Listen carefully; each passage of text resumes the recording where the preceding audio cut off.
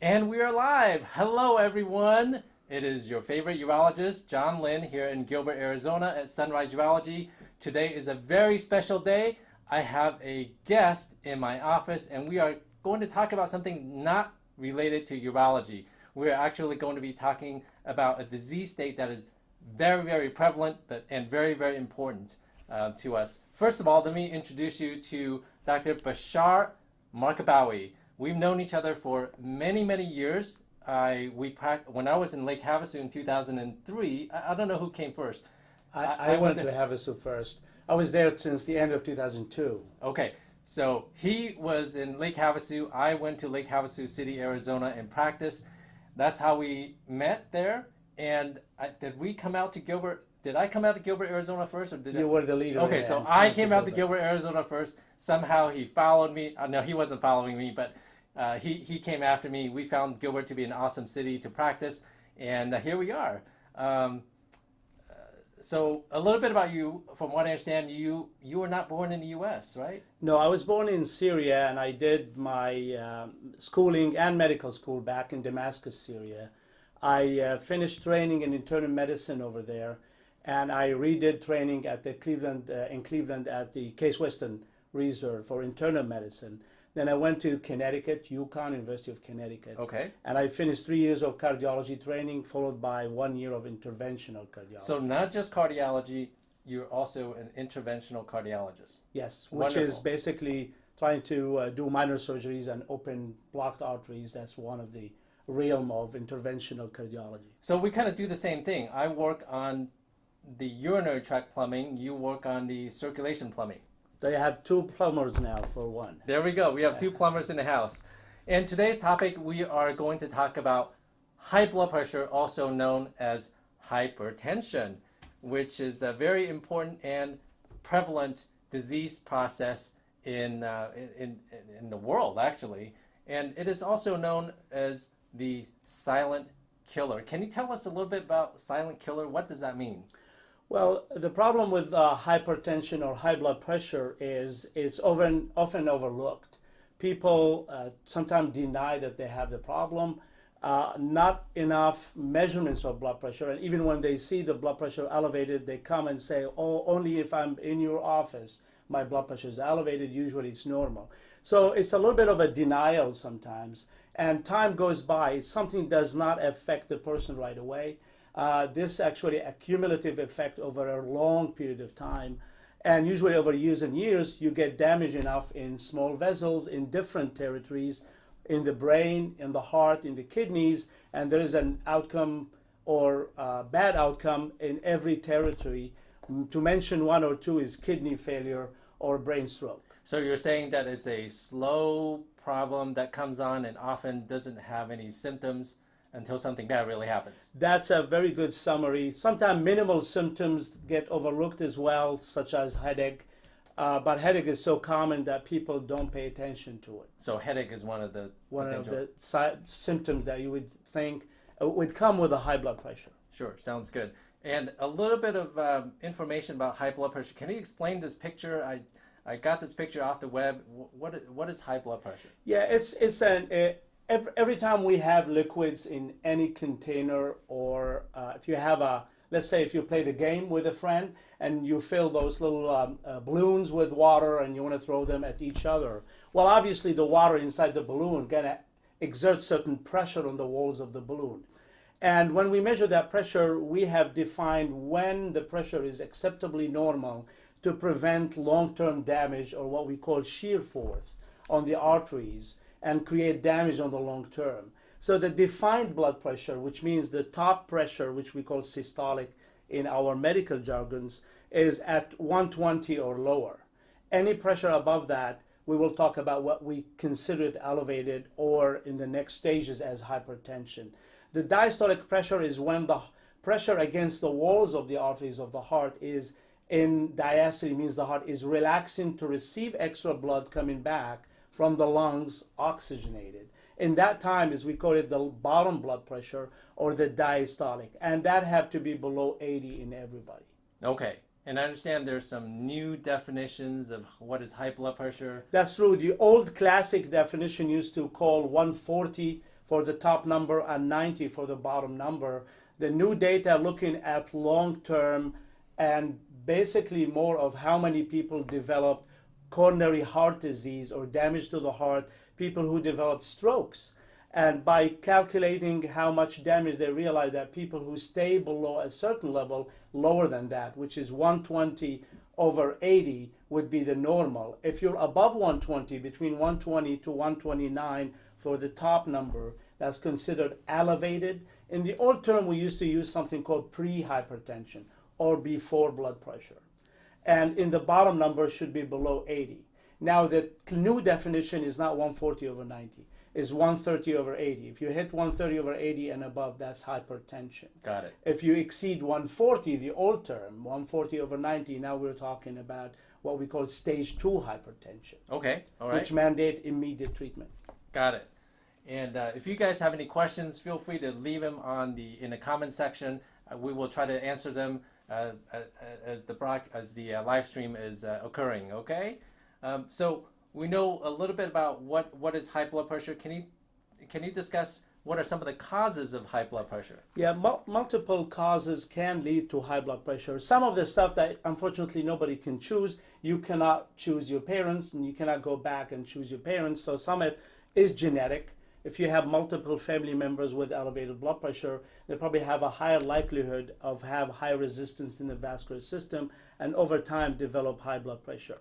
But there are stuff that we basically have something to do with it. Some of it is the very increased salt intake. In general, most of us consume more than 7 to 9 grams, and it's kind of difficult to estimate 7 or 9 grams. In general, two spoons or teaspoons full would be about 9 to 10 grams. So that's just an estimation. So usually you'd like to stay below 1 a day. Sounds good. And let me just interject.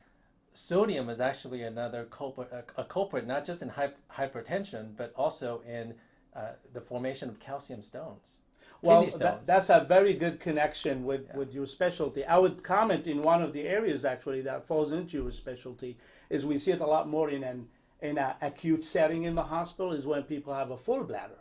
The blood pressure goes extremely high, and you probably have noticed that with your surgeries. Well, I think anytime when I see a lot of guys who come in, older guys who come in with enlarged prostates and they have trouble urinating, and I just think to myself, if you force yourself to hold your urine and you don't take that rest stop and you hold your urine, then I feel my heart pressure, the blood pressure going up, because it's very uncomfortable. It makes sense. For most of my patients, every time I talk to my patients about stone prevention, I tell them, watching your sodium intake is important. And everybody tells me that I don't add salt to my food. I found that most of the sodium intake in our diet is from processed foods and not so much adding salt to the food. That's a very good, strong statement. I agree with that. Everything that's packaged, unfortunately, have a much higher, and part of it because that's the way you conserve food and keep it on the shelf a lot longer. So sodium usually is elevated. I ask my patient to look at the label in the back, and anything that exceeds 400 or 500 milligrams of sodium per serving, they should be avoided. That's a lot of sodium. That's a lot of sodium. That's one way to look at it. But in general, simple foods can have their own sodium, and you don't need to add. I tell people, all your requirements for one day are in 1.5 tomatoes. Wow. Of sodium. Wow. I'm definitely probably consuming too much sodium myself. And what are some of the other causes of high blood pressure? Yeah, the other causes that some of them is related to how the availability of food and how much we eat and inactivity. Unfortunately, increase in weight, it does elevate blood pressure because that increases the total mass that the heart have to eject and the total resistance in the body, in the vascular system. So obesity, unfortunately, raises blood pressure. And when we talk a little bit later, maybe we're going to comment how much weight loss can help you in reducing your blood pressure and even in certain occasions come off the medication so that for makes, high blood pressure. That makes sense. You have one heart that is trying to supply blood to the rest of the body, and more of that body mass that you have to supply blood to, the harder the heart has to work to push all that blood there. And that more forceful in a sense that it creates more shear force or more pressure against the walls, plus the mass itself creates an extra resistance, what we call peripheral resistance.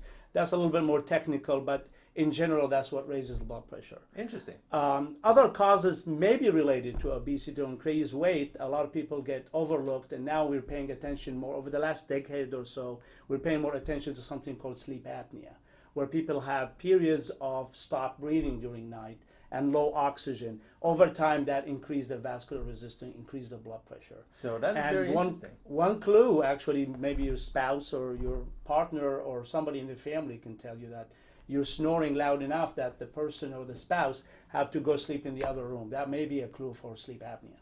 That is very interesting. I worry about sleep apnea in the urologic realm because that is also associated with nocturia, or having to get up at night to urinate. That's true. So sometimes CPAP, or treating an underlying cause of the sleep apnea, takes care of not just blood pressure, it takes care of having to get up at night to urinate.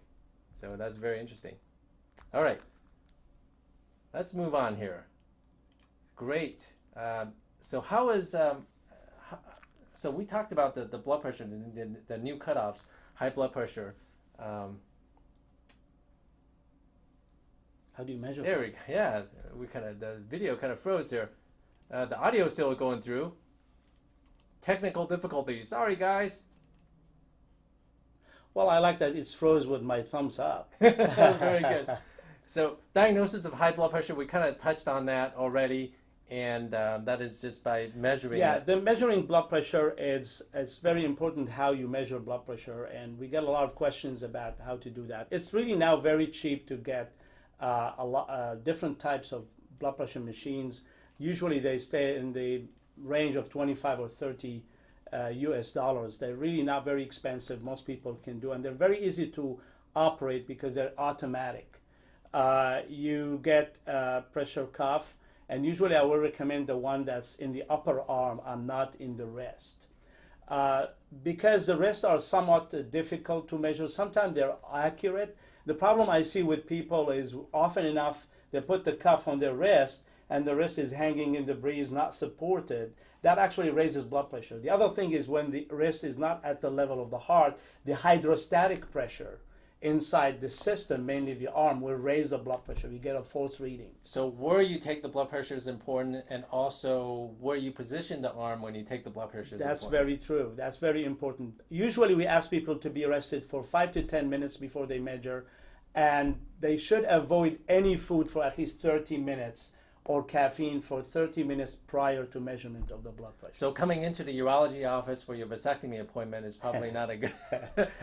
So speaking of which, that is one area where I've seen a lot of young guys with high blood pressure, and sometimes when I see ladies with kidney stones, not in acute pain, they come in here. We take vital signs, including blood pressure, on everybody, and I have discovered a lot of young gals and guys with high blood pressure, which led to my requesting you to be here to talk about high blood pressure, because I have sent quite a few guys and gals to your practice because of undiagnosed high blood pressure. And well, that's actually a strong statement, and that's true. Part of it is maybe the stress of being in the office, but I think you are catching the true hypertensive or pre-hypertension, people who would be hypertensive, you're catching them early on.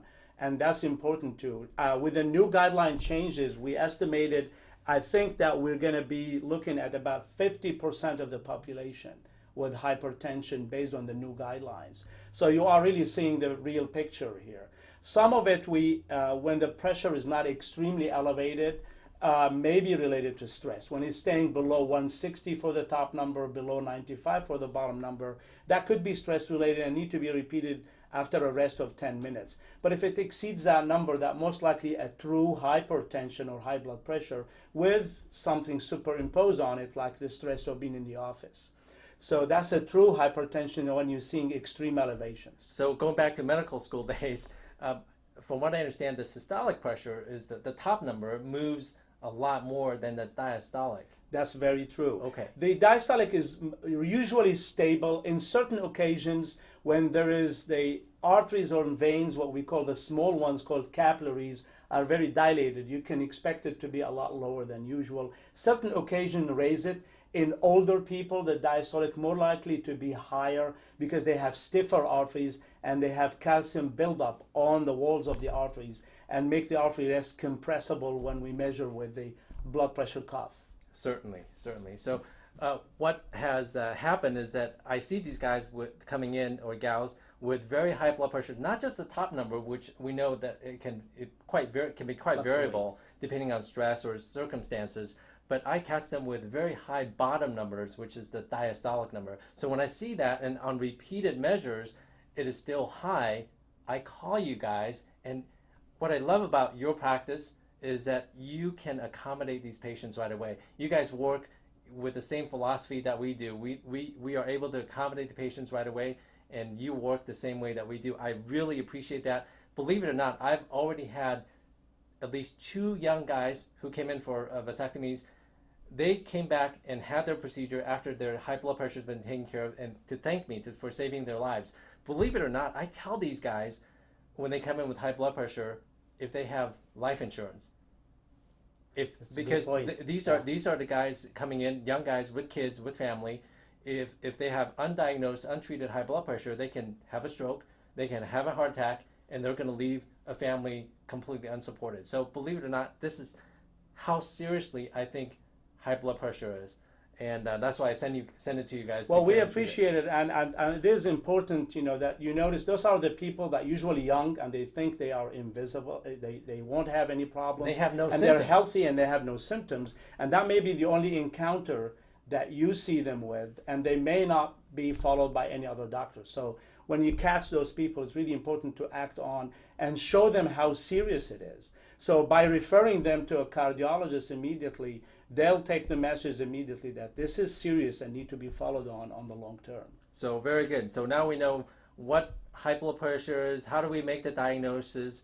Some of the causes. How do you treat high blood pressure besides just throwing medication at it? Well, usually, people sometimes get a little bit frustrated when they say, "Oh, my doctor is a pill pusher." Sure. So, and in reality, some of the reasons is because the other measures, people don't consist with doing what they're supposed to do. Always the first measure in a stage 1, where your blood pressure is between 130 and 140 for the top, and the diastolic is below 90, is usually to try simple measures. One of them is to change the diet. There's a famous diet that's been tested, and the NIH, or the National Institute for Health, have promoted this for over 18 years. It's called the DASH diet. And it's very simple. What it is really eating more fresh fruits and vegetables. You have to count about 9 servings of fruits a day. 9 servings is difficult to estimate, but in general, if you have a clementine, that would be 1 serving. Half of an apple or half of an orange would be considered a serving a day. 1 or 2 apricots are 1 serving a day. Increasing fresh fruits does really help. Increasing vegetables does help because that also have potassium in it. And there have been studies to show that if you increase or enrich your food with potassium, that reduces your blood pressure. The other parts of the diet is really reducing saturated fats and substituting with more healthy fats. Instead of eating steak or meat on a daily basis, eating fish 3 times a week, that will make a difference in the blood pressure. Actually, if you look at the numbers, using the DASH diet will reduce your blood pressure on average in hypertension people by 11 points, 11 millimeters mercury. In a non-hypertensive, in a person who doesn't have high blood pressure, it will reduce it by about 3 points. And that's probably the largest impact we can do with any other measures. There are other measures you can do. So Exercise. You're saying diet is that important. You can reduce someone's blood pressure by 11 points, a high blood pressure patient's blood pressure by 11 points just on diet. That's very true. And actually there were some extreme diets. Some were promoted in the 80s by Dr. Ornish, which is extreme vegan type of diet. And I understand that's very difficult if people were not raised to do it that way, to switch to be completely vegan. But this shows you how important to have fresh fruits and vegetables in your diet and reduce your total saturated fat in your diet. I love my ribeye. I don't know if I can completely give that up. But you're saying you don't have to completely give up your... No, I think reduction of the amount. I have patients who come to me, they swear they cannot really sleep unless they have a steak. And in that person, I've got a lot of those patients myself. The meat and potato patients. exactly. And they keep, not only is it bad for their blood pressure, they keep forming, protein, excessive protein intake. They're also likely stone formers, calcium stone formers. That's another connection. Absolutely, I agree with that. Yeah. The other thing that also maybe goes into the high saturated fat increase the risk of prostate hypertrophy. Yeah, in the there you long go. term. So that may be a double benefit here. You reduce your prostate size and reduce your blood pressure. Good for your prostate, good for your high blood pressure, and hopefully decrease your risk of calcium kidney stone formation. That's true. By eating well. The second one I would say that have a significant impact is exercise. And it doesn't have to be extreme type of exercise. People think that if they don't go and exercise 3 hours every day and they get their heart rate to 170, that actually no. The data shows that if you can do moderate type of exercise, such as brisk walking or light jog, So or something equivalent, just brisk walking or jogging. on a daily basis, that will help. You're not talking about just pouring sweat, going to the gym, training for a half marathon, that type of thing. That's just true. walking. Just Okay. All right. simple walk. If you can achieve about 150 minutes a week, we're not talking on a daily basis, and that's very achievable for most people. Actually, it does reduce your blood pressure by about 3 to 5 millimeters mercury of blood pressure. Just that simple measure. I am guilty of not doing enough of that, and how we try to incorporate that in our family is that we have three kids, and we will make it a point to try to drag them out of the house, away from their electronics and, that's a good idea. gaming units, and have it's kind of like a family outing, and it's free. You just spend I find time an together. excuse to go with my dog and have about 3 miles of a walk every day. Yeah, we take our dogs with us too, and I use that as a way to train them to walk properly. But that's beside the point. All right, so watching your weight, physical activity, nutrition we talked about, and of course medication. What else can we do? Well, there are measures. Some people underestimate the impact of alcohol intake. And there are studies showing that if you exceed the amount of 2 alcoholic drinks a day, that raises blood pressure. Certain types of alcohols may have more impact than others, such as beer. It seems to stimulate ADH, or antidiuretic hormone. And it does raise the blood pressure by volume change in the bloodstream. And we've seen people who only have to do is reduce their intake to no more than 1 drink a day, and the blood pressure is so well controlled that you only need them to be on 1 medicine, or sometimes not at all. So that's a big impact. So I would recommend, if you like your alcoholic drink, don't exceed 6 or 8 ounces of red wine or the equivalent. That's what I would recommend. A day. A day. Okay, 6 ounces of red wine. All right. So for all the moms out there, a glass of wine is okay still, right? Yes, women usually have a little lower tolerance than men. Men tolerate about 2 drinks. Women, we usually say no more than 1 drink. All right, sounds good. You don't have to cut it out, just in moderation. So everything is good. Let me quickly go over to these questions. I have Loretta saying hello to Dr. Markabawi. Christina Diaz, thank you very much for saying that Dr. Markabawi is the best. And Faisal, thank you very much for your comment on the presentation. And Loretta, thanks again for your comment. If you guys have any questions, please feel free to drop them in the comment section. We will answer them either live, or we will answer them after the live stream is over. All right, and something else that I've noticed we can talk about is tobacco use. Tobacco is the other killer. Yeah. Tobacco is very important because nicotine by itself and the other tars have a direct effect on what we call vascular resistance. Meaning they do by itself increase the vascular resistance in the body stream. On the long term, they lead to peripheral arterial disease. They lead on their own to stroke or even blocked arteries in the heart. But almost immediately, there are studies looking at how good the artery can dilate. There is something called vasodilatory effect of certain medication or certain stuff. The way we do it is we do an ultrasound on the artery in the arm. Is called the brachial artery. Mm-hmm. You put an ultrasound and see the diameter, Mm-hmm. and then you smoke a cigarette, and in 10 to 15 minutes you measure the diameter, and surprisingly you have more than 9 to 15% drop in the size of the artery almost immediately after Wow. smoking. So the effect is immediate, and the long term is damage to what we call the endothelium, which is the lining of the artery. Those are live cells that are responsible to control the body tone, how much the heart artery is and how small it is. And on the long run, if there's a dysfunction in those cells, that can lead to very constricted arteries over time and raise the blood pressure. So going off a little off topic, but also related, you mentioned the arteries of the heart. A lot of people don't realize that heart is actually a muscle, and it requires blood going to the heart muscle to keep it running. That's true. And when you say that it damages, high blood pressure damages, or smoking may damage the endothelial lining of the blood vessels of the heart, isn't that over time you get the clogging or narrowing of the heart Very arteries? true. What I hinted What happens when the arteries of the heart narrow and clog up? Well, the ultimate basically would be a heart attack if you have a sudden occlusion or blockage completely that clogs the artery.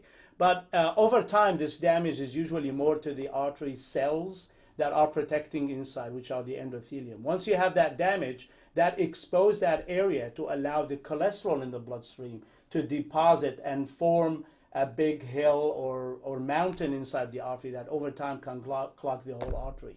And obviously, if that blocks the artery, you can have, if it's a sudden, you can get a heart attack, and it depends, sometimes up to 40% of the heart attack may not be survivable. Only 50 to 60% of people who survive, we see them in the hospital. The other ones, they may have a sudden arrhythmia and not make it. The other thing that can happen is all arteries can slowly build plaque, and all of them get blocked. There's 3 major arteries. I would say 2 major arteries. One of them split into 2, called the left main, have the front artery and the back artery, another one on the right side. If those all develop plaque over time in all arteries slowly, they can reduce the flow to the heart muscle over time, that they weaken the heart muscle because it's not getting enough oxygen and supplies. And that's what we call cardiomyopathy, or weakened heart muscle from the blockages that's there. So there are multiple impacts there. This is probably a different topic that we can talk in future, maybe. So the heart muscle actually gets sick from not getting enough blood. That's true. And that is contributed by all the risk factors that we talked, all the potential causes of high blood pressure, dietary change, diet and weight, and smoking, alcohol, and things like that. So that is very interesting. So anything else that we could that you thought about that we haven't addressed? I think there are multiple topics. We haven't talked about the medication. I would like to just help the patients understand where the medication come from. Some of them actually were taken from natural products, because I know some people don't like to go to medication made prescription. by You're talking about prescription medication. Okay. We'll make because that people distinction. avoid the pharmacology, or they think the pharmaceuticals have some conspiracy against all of us. Correct. But I think in reality, you need to think about your blood pressure as a dynamic thing that changes over time. And people think that once they are on the medicine, they cannot go back. I have many patients that I've taken them off medication over time. So you're saying once you start on high blood pressure medication, you don't necessarily have to continue to stay on it if you make certain changes. Exactly. The problem is people don't comply with those changes to maintain their blood pressure low. But if you're willing to reduce your weight, and there are several measures that tell you, as little as actually 2% drop, or to 4 or 5 pounds of drop will drop your blood pressure by 2 to 3 points. So that's very important. Losing more weight, I've seen patients of mine that drop significant, 40 pounds. I had a patient who was on 4 different medication. Wow. After he lost 40 pounds, he was passing out. You know why? Because now the blood pressure medication are too much for him. His blood pressure is too low. And we kept taking him off. Currently is only on 1 medicine twice a day from 4 different medication, because he lost 40 pounds. So there is always a way back. Doesn't mean it's a one-way ticket. Once you're on the medication, you can't come off. If you're willing to do the measures, you may be able to come off the medication on the long term, as long as you maintain those measures. The worst case scenario, you'll be on less medication than if you don't do those measures. Some people will be starting with 3 different medications, eventually be on only 1 medicine, maintaining blood pressure very well and reducing their overall risk for stroke or heart attack. So that's very interesting. Unlike the prostate that gets bigger, a man's prostate that gets bigger over time as we get older, and you get on medication if you don't decide not to have surgery, you have to stay on a medication for the prostate indefinitely until something else happens. So that's very different than high blood pressure. Let me see. Susan asks, can vaping cause elevated blood pressure? Yes, the answer is yes. Okay. Vaping does create, it depends on the material. We can't really apply to every type. Because It depends on what type of juice that you put into exactly. the vape, right? It depends on the type of the juice. But I have to hint to a couple points here. One point is some of them still have nicotine because that helps in the addiction, to overcome the addiction. And nicotine, as I mentioned earlier, does actually create vasoconstriction and can raise blood pressure.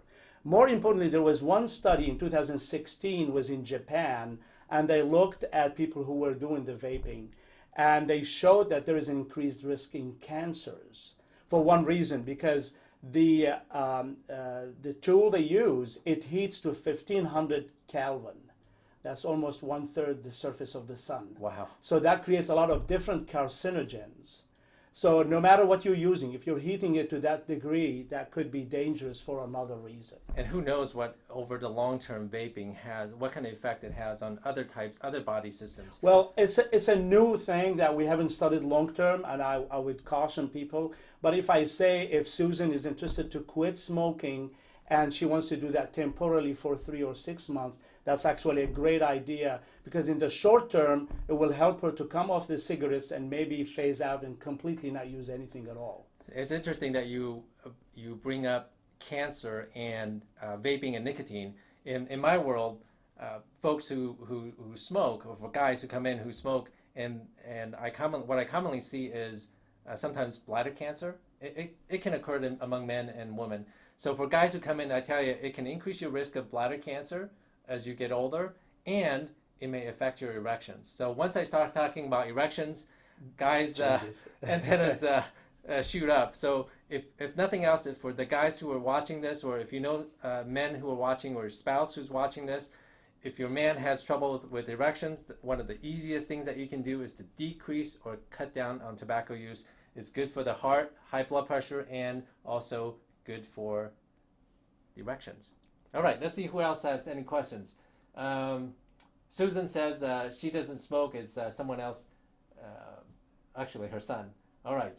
And someone else asks, Christina asks, are there any herbal supplements that help with reducing hypertension?